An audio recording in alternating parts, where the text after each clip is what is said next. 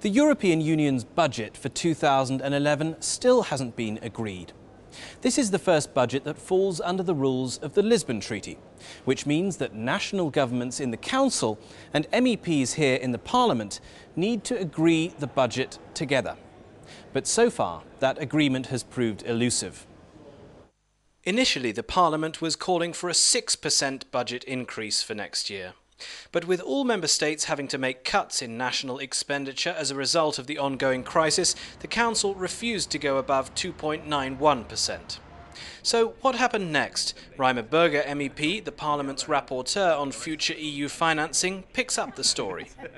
Of course, Parliament voted for a budget which was in line with the proposals from the Commission as far as the level of payments is concerned. We were ready to compromise, to come to a fair agreement accepting the growth rate of 2.91%. But there was a very clear link to have a look into the future. What does it mean to implement the Lisbon Treaty? How to involve Parliament for the next negotiations of the multi-annual framework? It was a very strange situation that more than 7 countries in the middle of the negotiation rejected only to talk about it. This I never saw in former conciliation procedures. So how likely is it in the future that the European Parliament will gain a greater role in setting the EU's medium-term financial framework? It's very clear that what we are asking for is just follow the treaty. The treaty foresees that Europe is financed mainly from own resources. So we have to have this debate, otherwise we are against the treaty.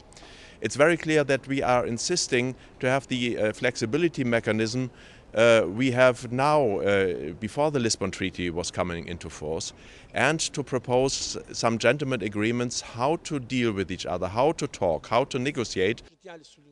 It's possible an agreement will be struck at a special sitting of the Parliament a few days before Christmas. But if there is no agreement, it doesn't mean that the EU will suddenly run out of money.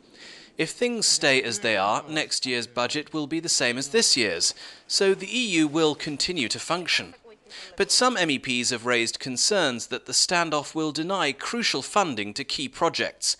And at a time when European unity is more important than ever, this disagreement risks sending the wrong message to European citizens.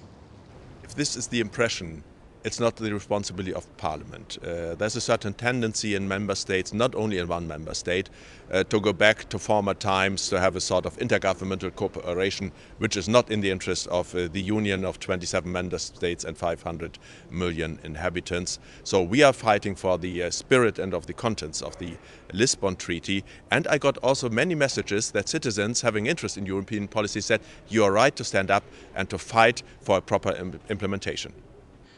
The impasse also calls into question the Commission's work programme for 2011.